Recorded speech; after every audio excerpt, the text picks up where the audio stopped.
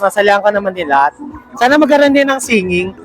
Then, salamat din sa, kila Direk dahil nagbigay sila ng mga ganitong pagkakataon para masubukan namin. Then, nalaman namin dito yung mga kaya namin gawin, mga hindi namin kayang gawin. At least natuto kami ng mga kailangan namin malaman patungkol sa mga yon. Kaya nagpapasalamat ako doon at sana pagpatuloy pa sila at magkaroon ulit ang mga susunod na mga ganito. Hi, Vilmarts fam! Yung experience ko po dito, super happy kasi na-showcase ko yung talents ko, dancing and acting and modeling, and mas napakita ko yung anong improvements ko dun sa mga workshop na na-try ko.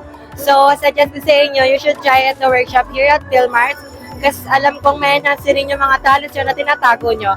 Yun lang. Don't forget to like the old page of Vilmarts. Bye-bye! Hi, Vilmarts fam!